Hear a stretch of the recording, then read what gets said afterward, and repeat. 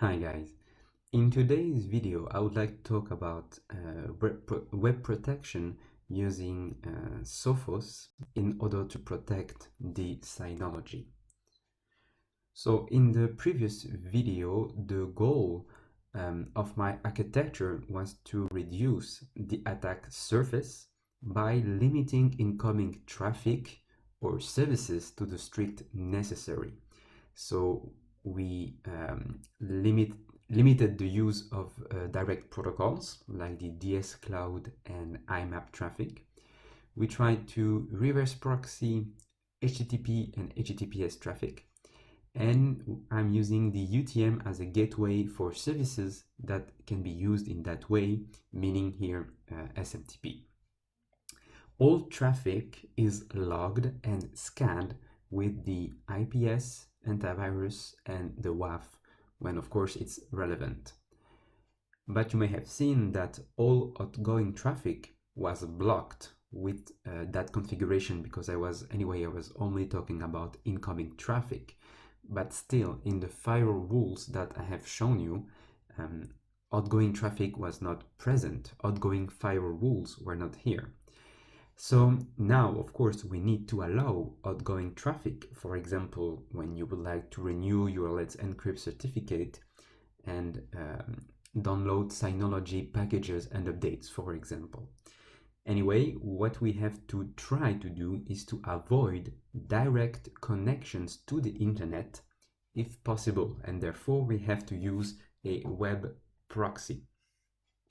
So this was the diagram of the previous video, where, as you can see here, only incoming traffic is represented and how everything is secured. So we've got the direct traffic, the gatewayed traffic, and the reverse proxied traffic, and nothing can get out so far. Now on this diagram, we're going to use the web proxy feature of Sophos. So this is their definition of the proxy. So Sophos UTM can be configured as a caching proxy. This includes antivirus scanning on incoming and outgoing web traffic, protecting against spyware and detecting malicious websites.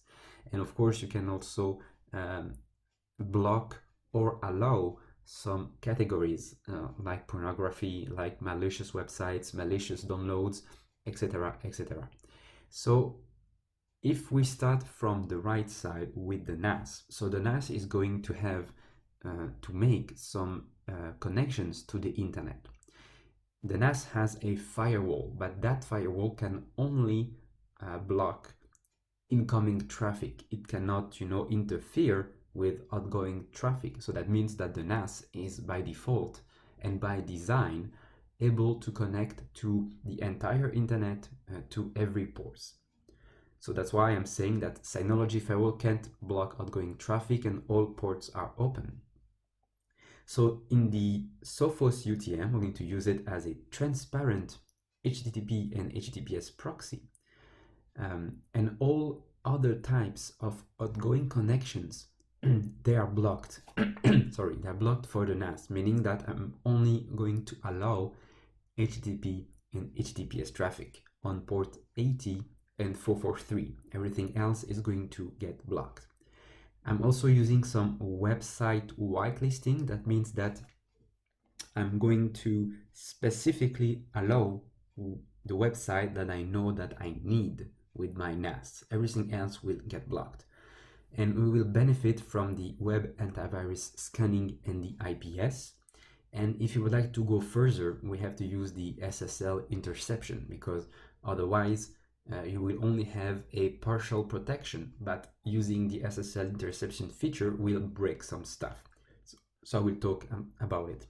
And so at the end, in terms of traffic, the NAS is only able to get out using port 80 and 443, and also everything here will get scanned with the antivirus, the IPS, and only specific access to specific websites I have allowed.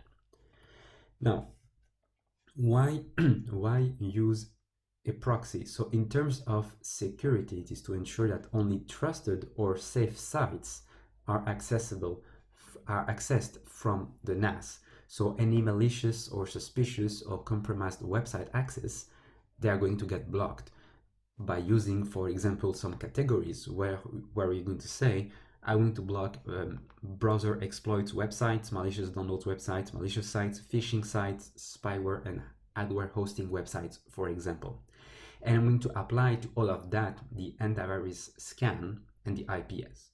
And also very important is that I'm going to log website access. Everything that is allowed or blocked is going to get logged. This, of course, is my specific configuration. Now, how to use the proxy. So in my configuration, categories are not used, and I'm only using manually approved websites that I know are necessary to the NAS. So this is the extreme security configuration when you're going to use this kind of whitelisting approach. It can take time, and it might take time to discover all the websites, but that's why we need to log them anyway. So if you use your NAS as a proxy server, so you use the proxy server Synology package, it will impact your users, of course, because they will go through the NAS and then they will go through the UTM device. So this might be maybe more complicated. You have to think a little bit more on how you're going to implement it. But anyway, you can using a blacklisting approach where you're going to block specific categories and everything else is allowed, or a whitelisting approach where you're going to allow specific categories and everything else is going to get blocked. You cannot manually add a website in a whitelist list, because for users, it will not be maintainable. It will be very hard. So anyway, that's not the way to go, but you will have to work with categories instead of specific websites.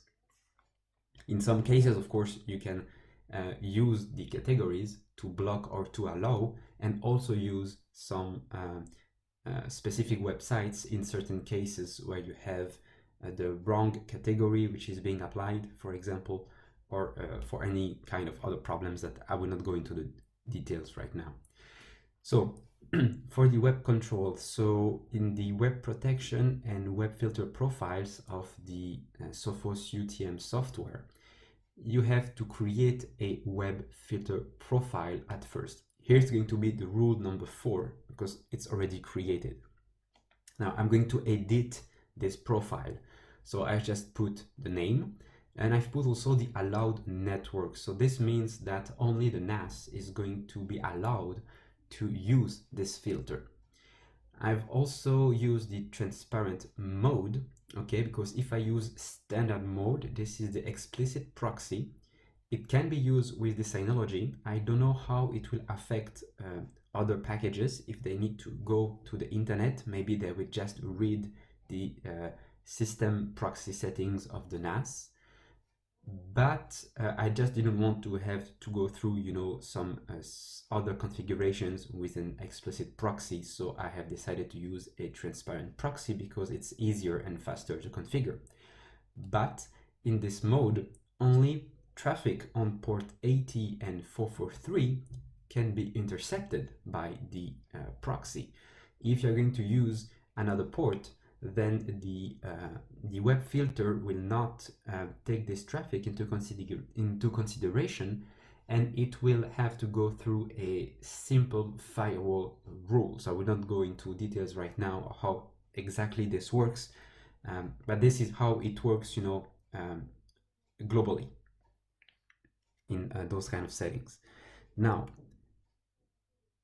for extra security in the HTTPS tab, you can say that you would like to either use the URL filtering only. That means that it's going to search in the header of the web request the site that you're going to connect to, and then check its categories and see if it has to get blocked or not, depending on your configuration. Now, what I would like to do is to go one step further and use the SSL interception. Okay, so I'm going to intercept HTTPS connection, and thanks to that, it's going to allow me to apply antivirus scan to this HTTPS traffic, and the IPS is also going to be able to check for specific patterns for attacks. But using this decrypt and scan configuration, it may break some things, and you will have to put some of those sites in a SSL interception exception. Like for example, that I have tested, I cannot renew my certificate with this configuration with Let's Encrypt, or I cannot download Synology packages. So I need to have an exception for those websites that I'm going to show after. Now, just to show you for the HTTPS SSL interception, I have downloaded an iCar test file with the HTTPS link on their site. With the SSL interception, the file is going to get scanned and blocked because it is infected. So as you can see here in the download station, I'm using the web download. I'm putting the HTTPS URL, and beneath I'm saying the web proxy log where it tells me that the web request is blocked because it has detected a virus, and the action here is block. So without SSL interception, only the downloaded file with a HTTP connection would get blocked. It will not have been able to see the file inside the HTTPS tunnel, and so the file would not have been able to get blocked if we were not using this SSL interception. So this is just an example. Now for the policy, now you have to create also a policy where you're going to say what are you going to do actually. What kind of categories are you going to allow or blocked? What will be your antivirus scanning strategy, etc. So here it's the rule number 1 that I'm going to activate, and I'm going to edit it for you so you can see. So first of all, you have to put a name to this policy. You can also add some users or groups. This means that the NAS has to get authenticated before being able to access the internet. As I'm using this system as a transparent proxy, it is not really user aware. It has to use a web form. I think it's a web form that you have to authenticate through your browser. But as the NAS, it's not a interactive system where you're going to browse from, you cannot use this setting. If you're going to use an explicit proxy in the NAS, you can specify the proxy, the explicit proxy, and the user and password to use. And here you could use the user and group tab to to allow the user. But here it's not the case, as I'm using a transparent proxy. Now, okay, so now the most important thing is to create a filter. Actually, the filter action is where we are going to apply all those antivirus strategies, etc. So when you edit or create a filter, you are going to have to choose. So in the first tab, it's the categories tab. So you put a name and you have to use the approach that you want to use. If you would like to allow all content except something that you're going to block, or if you have to block all content and allow specific categories. So as I said, in my system, I'm using a whitelisting approach where I'm going to manually allow every website that need to get accessed. So as you can see, I'm using the block all content feature, except as specified below. So as you can see here, I'm still blocking a lot of categories because those categories are global categories that I have configured that are used in other policies. But of course, as I said, I do not want to block everything and to allow specific categories. I would like to block everything and allow specific websites. So of course, here I have to block all content and to block all the categories. Now the last one is to block websites with a reputation below a threshold of unverified. This setting is not really useful because, as I said, I'm specifically allowing specific websites, so this shouldn't have any impact actually. Now for the websites tab, this is where I'm going to define my websites that I'm allowing my NAS to access. So as you can see, I'm using the deanupdate.no-ip.com, synology.com, clamiv.net, etc., etc. So my NAS is able to access those websites. Now for the downloads tab, here I'm not using this part. So it is possible to control what can be downloaded. So depending on its extension or its MIME type, you can have a warning or a blocking feature. So as it's not interactive, a NAS is not interactive when you're going to do something because you're going to use some applications. I'm just not using it because there is no use of that. Especially for the warn file extensions. When you're warned, that means that you can go through anyway if you would like. As it's not interactive, there is no use. And for the blocked file extensions, here, if you want, you can specifically block some extensions that you know are dangerous, like for example .com, .bat, those kind of extensions if you want. I'm not using it anyway. But if you would like to apply this control to HTTPS connections, you have also to use the SSL interception feature. Now for the antivirus tab, there you can see my antivirus settings. So I'm using the antivirus scanning in a single scan engine.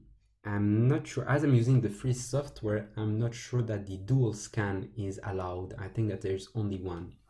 I'm also blocking potentially unwanted application. I am going to scan everything that is smaller than 500 megabytes, and I'm removing active content, just in case for security, any kind of JavaScript and ActiveX Java Flash. I think that there is no use for the NAS to fetch this kind of content, so I might just block it.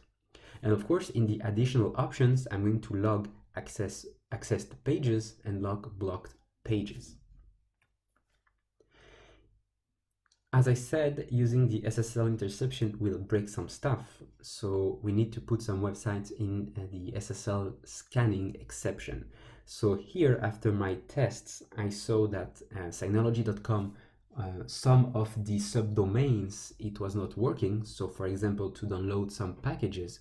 So instead of, specifying every subdomain, I just have put the main domain, and this will apply to each Synology.com subdomain. And of course, also for deanupdate.no-ip.com, this is needed to publish my new public IP address to the noip.com website if it ever changes. So this is necessary. Now for the global settings. Okay, so we have the web filtering port. This is not needed for the transparent proxy because, as I said, it's only listening for traffic on port 80 and 443. This will be useful if you are using the standard mode, so the explicit proxy. Then you have the allowed target services. So once again here, the only target services that are useful in transparent mode is HTTP and HTTPS. All the others are not, are not working because it's not listening to. So the goal of the target services tab, it means that when the proxy is going to receive a request from a user to go to a website, if this port is not in this services list, the connection will fail. Okay, so if, for example, if I take the example of the transparent proxy here, if, for example, I remove the HTTPS target service, if my NAS tries to access HTTPS Synology.com, for example, it will just fail because it's not allowed. So once again, this is not a very relevant tab for the transparent proxy. As long as you have the HTTP and HTTPS port, that's the only thing you need. Okay. Now there are some other advanced settings that you cannot see here that I will not go through. And you also have some other features like MIME blocking inspects HTTP body. So this I'm not using it because I do not really have a use of it, and it will consume a lot of resources. Block unscannable and encrypted files. I'm not using it because maybe I'm going to use encrypted files sometimes to download stuff. Maybe the data will be corrupted, so it will be unscannable, so it will get deleted from the flow. So maybe I will not see it, or we just have something that says that it failed, but still, once again, I have no use of that. And enable strict HTTP 1.0 and 1.1. This feature, I think that it's not present. It's not in the newer Sophos software, and anyway we have HTTP 2. So if I activate this, I think that I might break some stuff for my computers or my phone, because as I said, those are global settings. So I have decided to just leave everything by default in here. And now for the last one, for the logs. So this is what I like, because now I have a complete visibility of every kind of web access that my NAS is initiating. So I can see here that I have a lot of things that are allowed because the action is passed. I have the traffic in terms of percentage, the number of requests, the total of traffic in megabytes or gigabyte. And I can see that, for example, here there is the website number 5, which is action is blocked because I have noticed that this website was not, it was first not in my exception list, my white list, and I think that the site is not accessible anymore, I guess. So there might be something else going on. So anyway, this was just to show you how you can use the Sophos web filter feature to protect your system, and just to be sure that your NAS is not accessing compromised or malicious websites, or if your NAS gets compromised by an attacker, he will simply not be able to connect, to a, how do you say already, to a system that is under his command, because on the Sophos you will have to specifically allow this traffic or this website. So once again, it's all about limiting the fact that an attacker could compromise you, and even if you get compromised, that he cannot do much about it.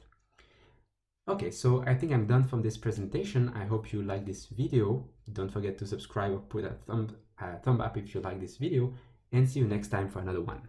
Bye bye.